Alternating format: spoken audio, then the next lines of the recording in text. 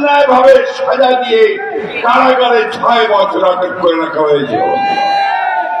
আমাদের নেতা, যে নেতা আমাদেরকে নেতৃত্ব দিচ্ছেন, আমাদেরকে স্বপ্ন দেখাচ্ছেন নতুন বাংলাদেশের, যিনি আমাদের 31 দফা কর্মসূচি দিয়ে পালন করেছি, আমরা কারাভোগ করেছি, নির্যাতিত নিপীড়িত হয়েছি, কখনো মাথা নত করিনি। আমরা লড়াই করেছি, সামনের দিকে গেছি। বন্ধুগণ, আমি আজকে আমাদের সেই সব শহীদ যারা এই দীর্ঘ 15 বছরে এবং জুলাই আগস্ট মাসে যারা প্রাণ দিয়েছেন, শহীদ হয়েছেন, তাদের প্রতি শ্রদ্ধা জানাচ্ছি।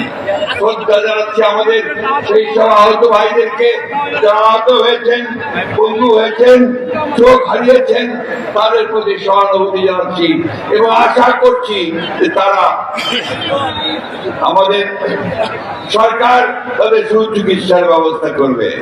আমি বক্তব্য দীর্ঘ করবো না। নির্বাচনের তারিখ ঘোষণা হবে খুব শিগগিরই। আমাদের নতুন জুলাই ঘোষণাপত্র হয়েছে, সংস্কার আমাদের চেয়ারম্যান তারেক রহমান সাহেবের যে দৃষ্টিভঙ্গি 31 দফা, 31 দফার বাস্তবায়িত হতে চলেছে।